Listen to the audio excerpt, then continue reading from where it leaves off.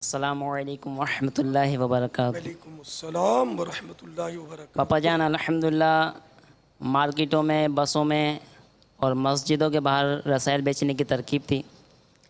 तो एक मसाला दरपेश हो रहा था कि जब बसों के अंदर रसायल बेचने की तरकीब हो रही थी तो उस दौरान रसायल बेचने के दौरान लोग पैसे देते हैं, यानी कि हमें रसायल बेचने की तरकीब बना रहा हूँ तो लोग पैसे देते थे और रसायल नहीं खरीदते, यानी हकारत की निगाह से पैसे देते थे, हकारत की बिना पर यानी कि भीख दे रहे हैं जैसे, हकारत तो नहीं कहेंगे इसको।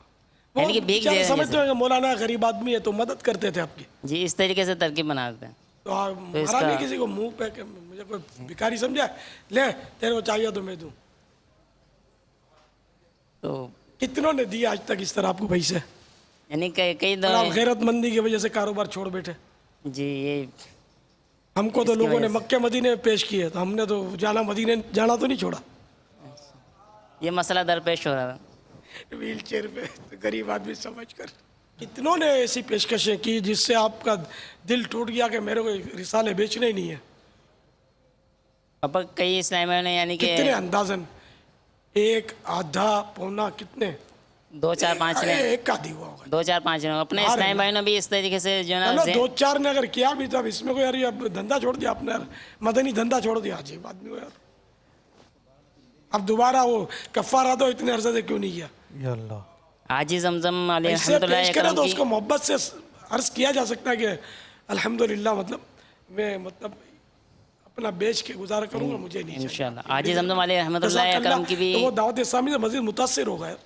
यही ख्वाहिश थी, आखिरी लम्हों तक यही ख्वाहिश थी कि आप रिसाले फ़रोख्त करें। रिसाले क्यों रोक दिया आपने? हाजी जमजम चले गए तो आप भी पीछे से वो हाजी जमजम के इसाले साहब की भी नियत कर सकेंगे ना पापा बहुत टन हो गए। इंशाअल्लाह। अब आप दुआ फरमा दें इंशाल्लाह रिसाले बेचने की तरकीब। अब ये क्या देखो, इधर से आवाज़ आई थी 7-8 साल से बेच रहे हैं, तो आपने कितने साल तक बेचे? तकरीबन पापा 2 साल तक बेचे। 2 साल। हराया नहीं इनको। पापा मस्जिदों के बाहर लगाने की तरकीब थी, जैसे आप समझ गए, हराया नहीं इसको।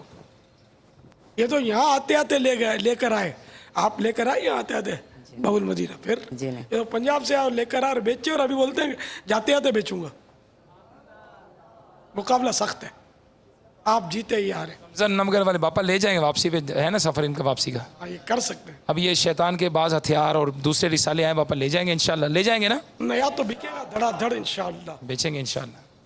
ये पापा जैसे इस्लामी भाई ने बात की है कि कुछ लोग होते हैं वो ऐसे ही पैसे दे देते हैं, और वाकई ये बात इनकी दुरुस्त है।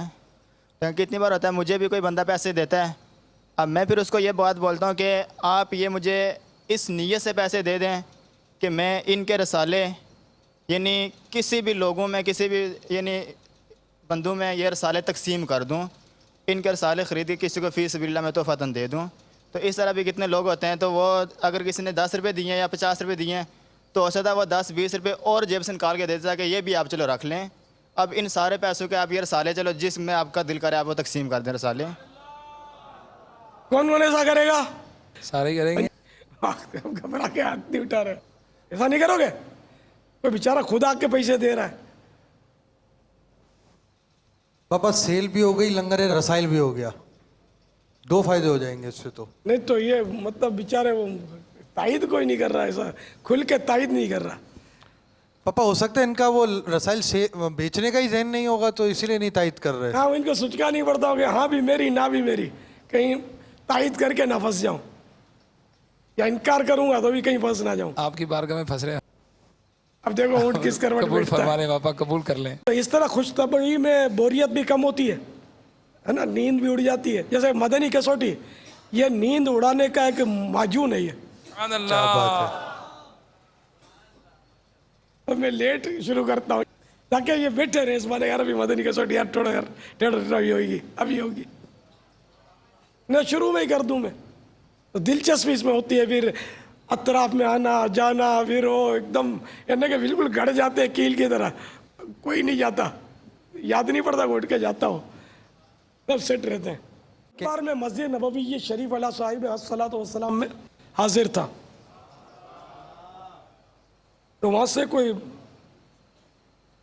पार्टी गुजरी, उनके साथ एक जमजम नगर के इस्लामी भाई थे जो उनके पास काम करते थे। तो उनको मैं जानता था, तो वो मेरे पास आए कि वो मेरा फला जो बॉस है या सेठ है, उसने आपको ये 500 रियाल तोहफे में पेश किए हैं। और वो मिला नहीं मुझसे, या पता नहीं हाथ मिला के आगे बढ़ गया, और फिर उसने ये पैसे भिजवाए 500 रियाल।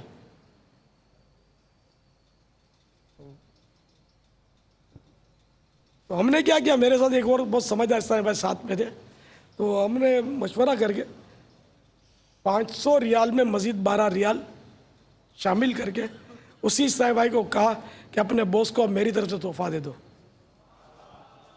उसने कहा ये क्या हो, बहुत बड़ा आदमी है, बहुत बड़ा मालदार है।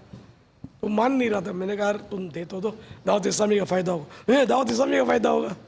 हाँ, मैंने कहा इंशाअल्लाह। तो ये उसको 512 इसने दे दिए, बात आई गई हो गई। फिर एक दो दिन में एक हाई रूफ हमें ढूंढती हुई आई, और उसमें एक ड्राइवर था और एक जमजम नगर के दूसरे साईं भाई थे। वो भी ताज्जुब कर रहे थे कि यार ये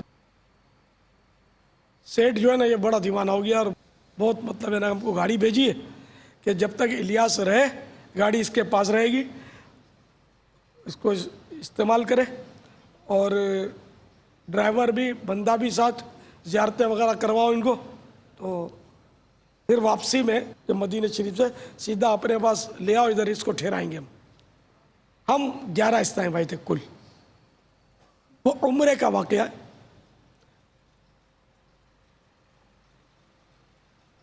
गालिबन उम्रे का वाक़या है। खैर, तो वो दीवाना बहुत था ड्राइवर, वो तो हमको बद्र की हाज़िरी करवाई उसने, मैदान बद्र की। हालांकि वो किराए की गाड़ियाँ आमतौर पर नहीं ले जाती, वहाँ पाबंदी है, मगर इनकी तो गाड़ी का कोई ऐसा होगा ना हिसाब किताब, रास्ते भी देखे थे उसने। और वो दीवाना बहुत था ड्राइवर जो था, पंजाबी था, वो बहुत दीवाना था, पंजाबी था, नक्शबंदी था, लेकिन बहुत दीवाना था। खैर, तो यूँ हम मतलब मदीने की ज़ियारतें की, काफ़ी हमारे किराए बचे। फिर कम से कम किराया मदीने शरीफ से लेकर जद्दा तक उन दिनों 50 रियाल होता था। तो हम 11 इस्लामी भाई थे, तो हम तो बगैर किराए के पहुंच गए। तो यूँ 550 रियाल की ये बचत हो गई। 512 देने में वापस हमारे 12 रियाल ही गए ना, 500 तो उन्होंने दिए थे, 550 रियाल की ये फिर सहूलतें, बदर की ज़ियारत, तो बहुत मतलब मैंने कहा आसानी हो गई। अपनी गाड़ी होती है। अब वहाँ इसने पुरतकल्लुफ़ दावत की हमारी, और फिर ये अलग लेकर मेरे को इस सेठ साहब थे बैठे, चक्कर क्या, तुमने मेरे पैसे कबूल क्यों नहीं, वापस क्यों दे दिए? अपना छोटा भाई समझकर कुछ कबूल कर लो। मैंने कहा अब आपको देखना ही है तो आप हमारी दावत इस्लामी को दे दें मदरसे, और यूँ थोड़ा तारुफ करवाया। उसने ठीक है क्या, मैं 1 लाख रुपए पेश करूँगा। तो मैंने कहा क्या रियाल? बोला नहीं, पाकिस्तानी। तो यूँ वो उसने दिए होंगे, अब मुझे भूल गया हूँ मैं उमूमन चंदा हाथ में पकड़ता नहीं हूँ, एहतियात करता हूँ। तो ये फिर एक बार उसका पैगाम, फिर हमारी थोड़ी अलग सलग हो गई उनसे। बाबुल मदीना आते तो मेरे से मिलते थे, वो आके 1-2 बार मुलाकात भी की। थे बाबुल मदीना ही के, थे बड़े आदमी। एक बार इसका पैगाम मिला कि अगर इलियास जद्दा आकर मेरी दावत खाए तो मैं 25 लाख दूंगा मदरसतुल मदीना को। मैंने कहा 25 दावतें खाऊंगा इसकी यार, पैसे देता हो तो कहीं। तो उनमें याफुर, हाजी याफुर थे, जद्दा गए थे हम लोग। और वो थाल में जो चावल का स्टाइल, और जो पता नहीं पूरा बकरा था क्या था, वो बेहतरीन चावल थे, कोई अरबी स्टाइल के, वो हमको खिलाए उसने। और बहरहाल फिर 25 तो नहीं दिए उसने, 10 लाख दिए बाद में, यानी कि थोड़े थोड़े करके 10 लाख मौसूल हुए इसके बाप के, 10 लाख भी। तो यूँ मतलब 500 रियाल मेरे कबूल ना करने पर ये। एक बार मैंने ज़िंदगी में बहुत बड़ी रकम देखी कि एक इस्लामी भाई आए मेरे पास, ये आपके पंजाब के थे, बैग भर के लाए, मुझे बैग भर के मुझे दिया। मैंने कहा इसमें क्या है, मैंने खोल के देखा तो वो नोटों के बंडल थे, उसने कहा 5 लाख रुपए हैं। तो कांप गया, मैंने कहा इतनी रकम तो मैंने कभी देखी ही नहीं थी ज़िंदगी में। ये बहुत पुरानी बात है। उस 5 के तो अब मेरा ख्याल 50 हो गए होंगे, इतना रेट बढ़ गया है। वो पैसे हमारे इतने नीचे आ गए। तो मैंने कहा ये नहीं चाहिए मुझे, ये तो सांप बिच्छू है, मेरे को नहीं चाहिए। मैं अपने बच्चों को भी नहीं खिलाऊंगा ये, उठाओ। अब इसने जब देखा कि मैं नहीं ले रहा, मैंने धकेल दिया उसके। तो कहने लगा कि वो ऐसा करो कि आप दावत इस्लामी के लिए कबूल कर लें। तो फिर फ़ौरन मेरे जहन में आया कि ऐन मुमकिन है कि इसके ये अब आप इसको, ये आपके लिए मदनी फूल है, रिसाले के ताजिर के, कि इसके दिल में ये हो सकता है ख्याल आए कि इसने डायरेक्ट कबूल करने में ये शर्माया, तो वो दावत इस्लामी के नाम से इसने ले लिए। कोई बात नहीं, इसी को देने थे अपने को। तो मैंने उससे क्या कहा, ठीक है दावत इस्लामी के लिए कबूल है, आप अपने शहर में फैज़ान मदीना की अपने को वैसे ज़रूरत है। उधर उस वक्त फैज़ान मदीना की कोई तरकीब थी ही नहीं, प्लाट भी नहीं लिया था। गालिबन यही कहा उसको कि आप यार उसकी कोई तरकीब कर दें, उसमें लगा दें ये रकम। तो उसने मज़ीद 5 डाले, 5 लाख, वो 10 लाख बयाना दिया जब ये कि प्लाट पास हुआ। आज वहाँ आली शान फैज़ान मदीना कायम है, जामियातुल मदीना कायम है, बहुत कुछ मदनी काम हो रहा है।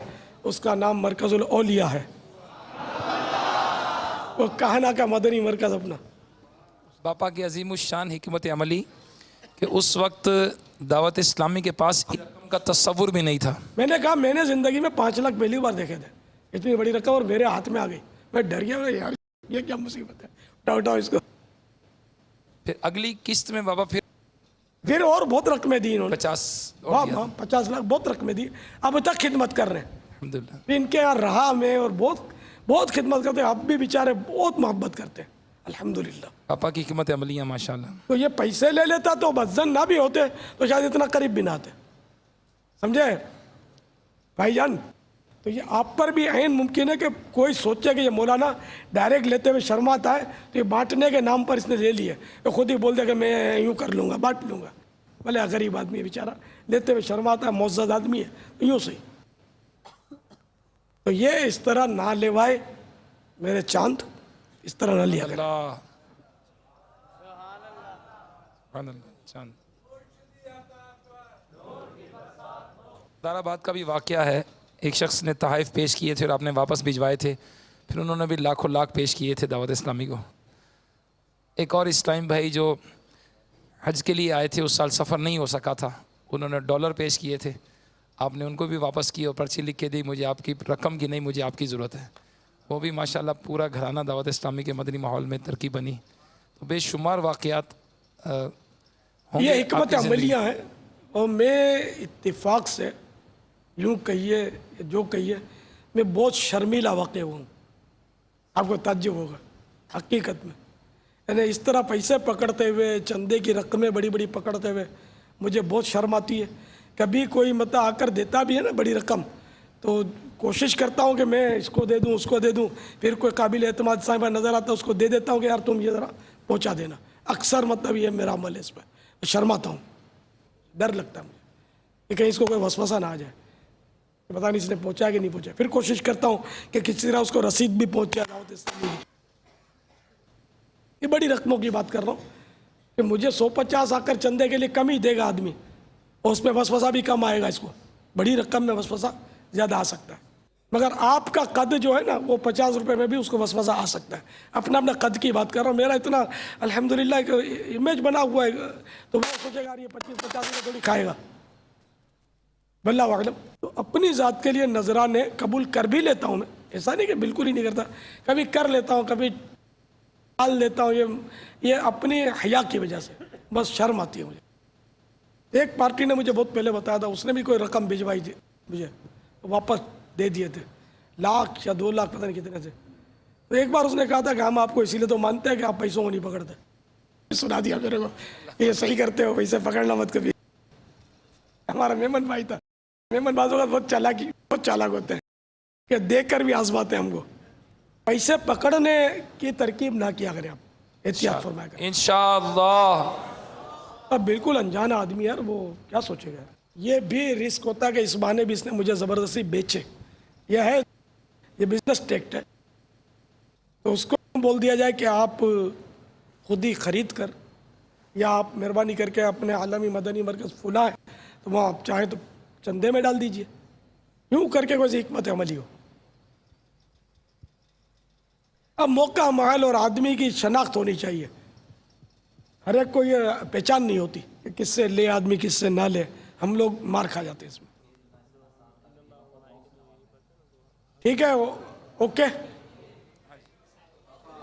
इत्तिफाक।